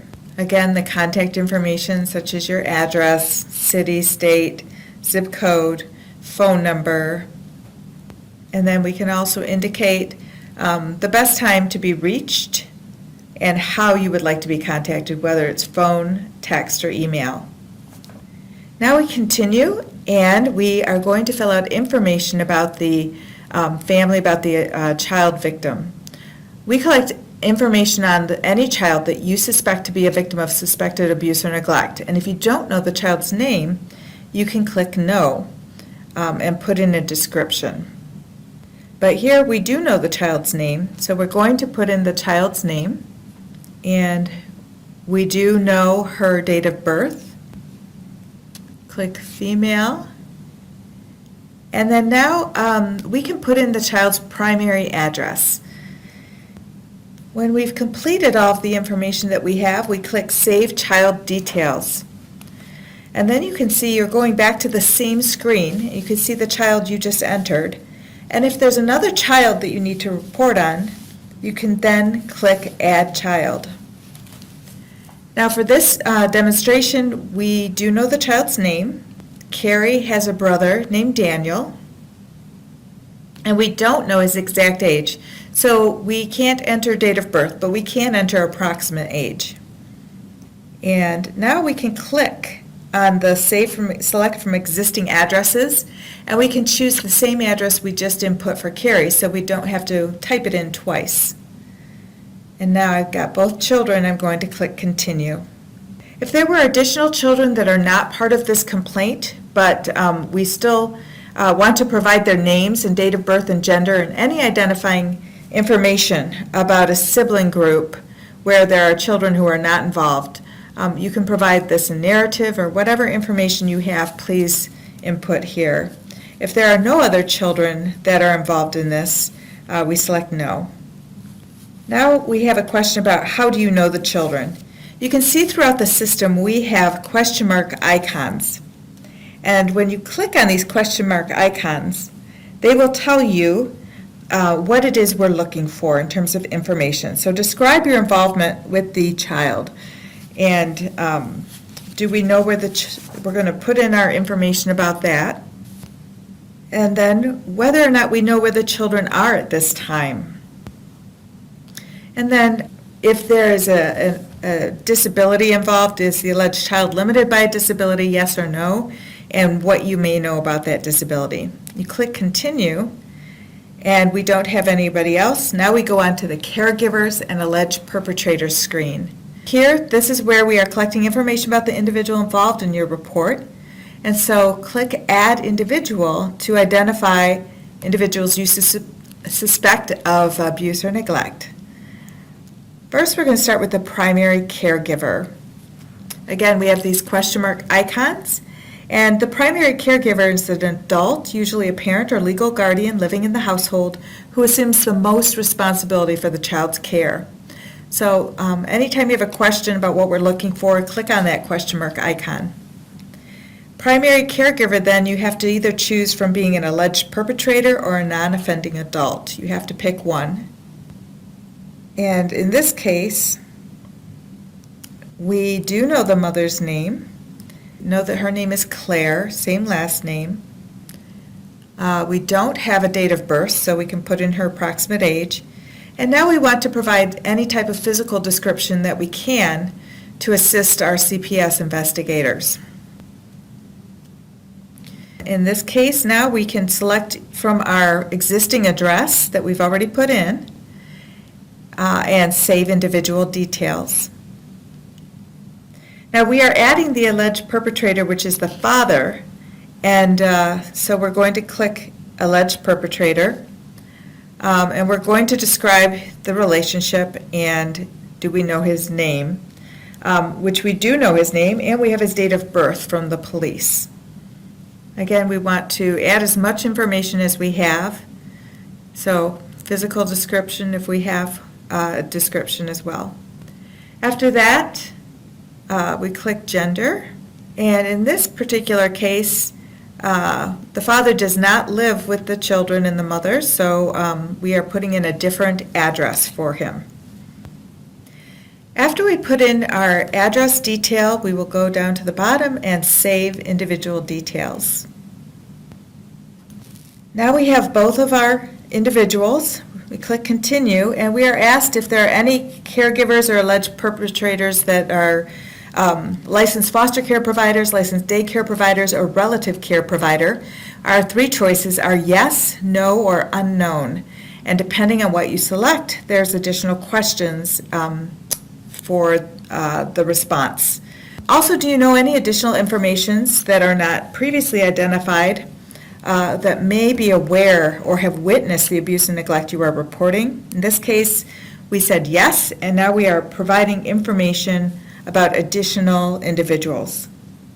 In this case, we're adding that Claire's sister came to the scene, was aware, and providing her name and phone number for the CPS investigators. And then we will click continue. The suspected abuse or neglect screen is where we provide the detailed narrative of what is suspected. In this example, the family was involved with a drunk driving incident where one of the children was hurt and one of the parents was driving. It's very important to put in as much information as you have in the narrative. One of the great things about this system is that when you do use this system, you do not have to follow it with a 3200 report. The information that you have shared here is captured, and you don't have to fill out a separate 3200. So we can see the narrative of what sort of suspected abuse and neglect has happened. And this is an expandable box. You can type as much as you want. There is then a when and where did this happen? How did you become aware of the suspected abuse or neglect? And if you're informed by another individual, you are asked to provide that person's contact information. If you know the information firsthand, please provide detail around your involvement. After you click continue, you have a suspected abuse or neglect detail screen. And there are 3 questions that help centralized intake prioritize the complaint. Does this report involve the alleged sexual abuse of a child? Is the child afraid to go home, or does the child have an injury? If the child has an injury, please describe the injury and answer the information about whether or not the police are involved in this situation. Whatever you have, please put in. Are you aware of any safety risks to a CPS investigator in the home? You can see again what we're looking for here by clicking the icon is this would include weapons, drugs, violent animals, violent people, or environmental hazards. Click continue. And now we're looking for some supporting details. So we're looking to see if the participants live on an Indian reservation or trust land. We like detail if it's a yes. Do they have American Indian heritage? Yes, no, or unknown. And then which tribe, which participants. And then is there a language or communication barrier for any of the participants? Please fill out that information here so that we're aware. Is there any additional information that you would like to share? This is things like if you believe, something you believe would be helpful for an intake supervisor or field investigator to know about this situation or this family. And then you can click continue. And now we have the opportunity to upload some attachments, some supporting documentation. So I can click upload document here, and I can then save anything that is a PDF file. So I saved a PDF file from my computer, and I can now name it. I currently don't have a name. It's called document, but I can name it here. Then I can view the PDF file to make sure that it was uploaded correctly. And then click continue. And now I'm at the submission page, but before I click submit, I want to go back and review and make sure that I have everything that I need in this complaint, because you cannot add attachments or make any changes once you've submitted. So if you have something you meant to include, you can go back into different parts of the complaint from the navigation screen here on the left. And anytime you click continue, you can see that we have a saved message that comes up at top. Continue will save.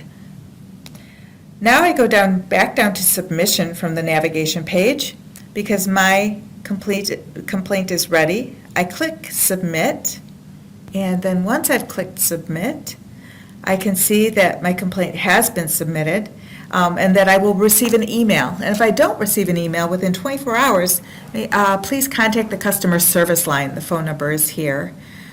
You can view your complaint PDF from here. You can also go back to your dashboard from the submission page. So to view the PDF, click that, and this is your PDF of your complaint that you made.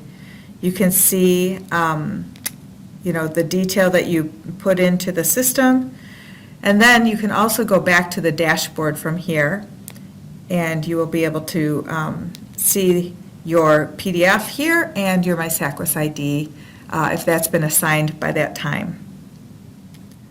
Thank you so much for participating in this pilot and for watching the video about how to submit a report with our mandated reporting online system. We have a few more minutes because I think we have until 11. Does anyone have a couple quick questions before we wrap up?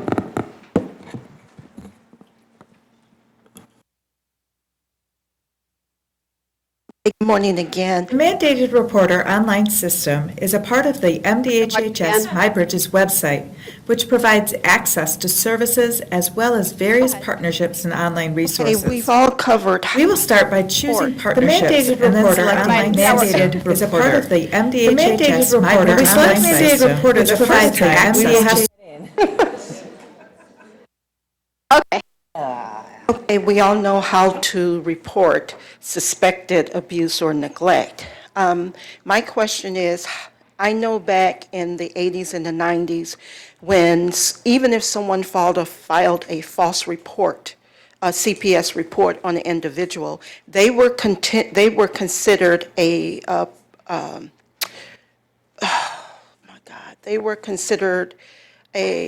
perpetrator in a national database.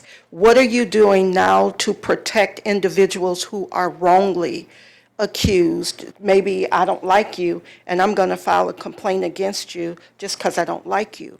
The average, but people's names have remained for years in a database as a national predator.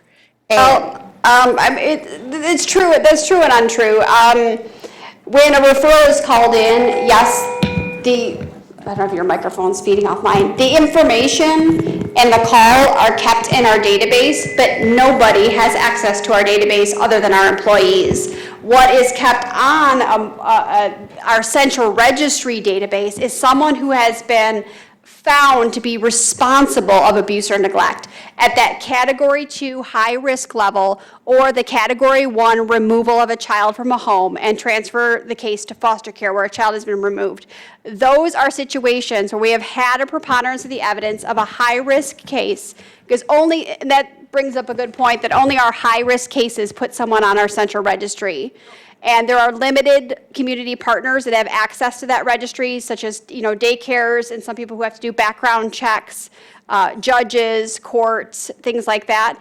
But someone who was, if I called in on you and said you were abusing your child and it was not true, is not something that everybody has access to. It is a call in our system that only our employees see. And sometime back in the 80s, in the early 90s, people were being placed on there if the case was substantiated, even as a Cat 3. So the law changed, 2 years ago? Yeah. The 10-year rule. So if they're on central registry and they feel that they should not be, after 10 years, as long as it was not an egregious act, which would be like sexual abuse, severe physical injury, they are taken off if they request it. But yes, back years ago, right before I started, in order to get some of our very good intensive services, the case had to be a high risk level. So there were times back probably 15 years ago, 20 years ago, probably more like 20 years ago, that they were increasing risk levels on cases just to get services paid for. And that changes have been made years ago to fix that. So that is no longer being done. And that was only in an attempt to service people.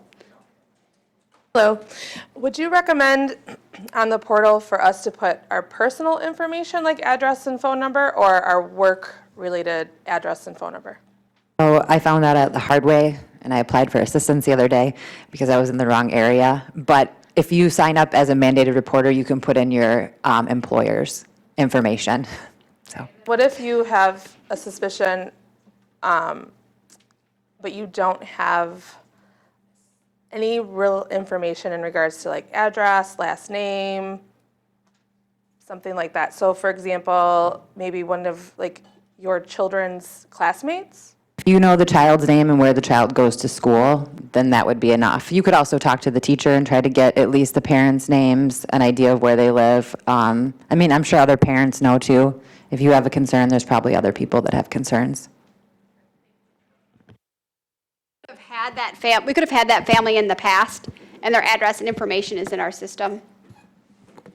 Yeah, once they have one case, all of it stays in the system. So if they call in and they find that child with that date of birth, it would just generate all the family information, and it may just not be the same address, same phone number, but usually we can find people.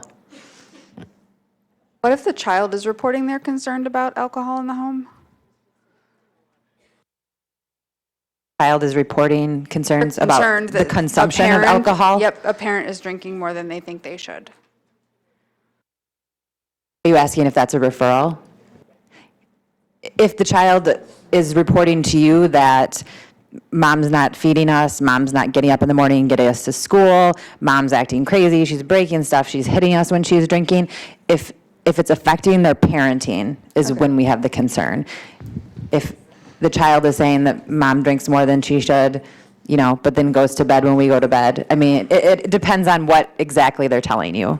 And then you said parents have access to get a record of all anything that's been reported on their child. Could you explain that a little bit more? Yes, they just have to send in a copy of their driver's license and something in writing saying they want a copy of their records. But they only get the report. Yeah, they get the reports, like the narrative, the 154, all the contacts. Some of it's redacted if it's confidential, but we actually have a redaction team that does that now, so I don't mind telling all of you that. With the portal, do you have to call with a different additional information if there's more to add to the report? Because I know you said you can't go in and edit it, so what would you recommend for situations like that? If you're generating a log number, then you can call in and give them that log so they can look it up. But my understanding is once you send it, you can't add to it. Okay, so there's no way, you just have to call? At least from the slideshow. Like I said, this is very new to us. I just watched the video for the first time last week, so there may be changes. They may update it. So, and if they do that, I'm sure that they will send something out, letting us know so we can let our service providers know as well. So we have probably time for two more questions, and then we're going to have to finish up. Quick questions. First off, can we check to see if somebody filed a report? I work for probation, adult probation. So usually you guys will reach out to us within 60 days, but sometimes if we don't hear from you, we don't know where to call to see if we're kind of the backup to the police to make sure that they reported to you. Here's my suggestion. I don't want to tell you this, but if you dial 248-975-5400 We didn't give you that number. and you ask the operator to send you to the supervisor of the day, which is us when we are assigning cases that day, we get phone calls. If there is a case, and if that supervisor is really nice, they may let the worker know that because we can't reveal the confidential information. Right. But if there is a case and we pass that information along to the worker so they can contact you, that's usually how it happens. We said 975-5400? 5400, and if you hit 0 and you ask them to speak to the supervisor of the day, I'm going to regret this next week. Only call us when you need to. But yes, typically the supervisor of the day would be kind enough to look up for you and see if there is an active case on that family. We might only be able to give you limited information, but we could tell you who a worker is and if there's a case. That's fine. They usually get a hold of us right away, but sometimes we're kind of just like in limbo. The second one, do they test all babies for drugs? No. Are we would we as probation officers be required to contact the OBGYN if we know people are using heroin? I mean, I kind of just call and say, I don't know if this person's there, but I know they're doing this. Right, I mean, I don't think that that's going to hurt anyone. If anything, it's going to help, because I don't think a lot of people would do that, so. You can flag the hospitals too. You can also call social workers at the hospital and let them know that this patient may be coming in, and they'll put it right on their chart. There have been a few times I've done a referral and I did not get a letter. So I'm just curious what we should do about those. Actually, I've only gotten one letter for all the referrals I've ever done. Hopefully that has changed. We have a new system we actually implemented, and supervisors, before we approve a case, are required to make sure that that letter has been sent out. So hopefully, as of the last month, everyone is getting their letters because, well, they're documenting that they're sending them out, so, and we're making sure that it's documented, so I'm hoping that you will notice that you will be getting them more, whether they actually put it in the mail. And last one. This is a good one. I know that the portal is new, and we were talking about timing. If we really want someone to come that day, like at a school in the morning, would you recommend just calling rather than using the portal? Is there a time frame on the portal? Is someone monitoring that consistently? It's the same as if you call it in, so it's based on the level of urgency. If it's 24/72, they have 2 hours to get it on and sent to us.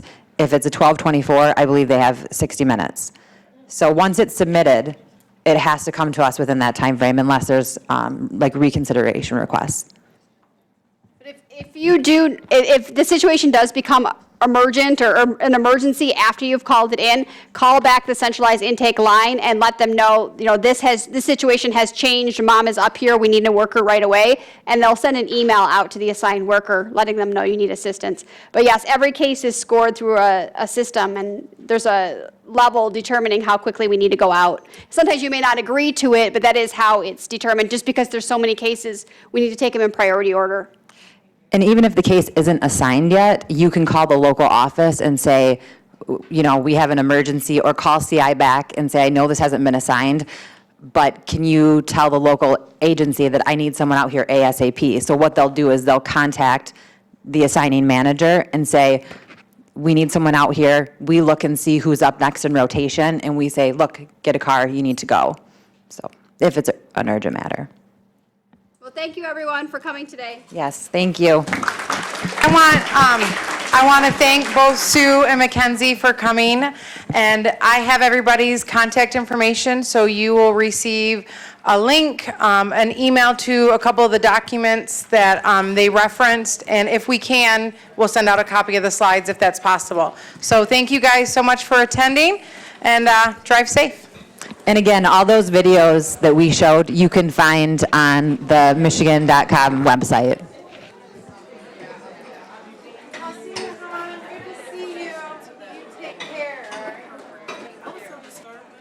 Yeah, that sounds very strange.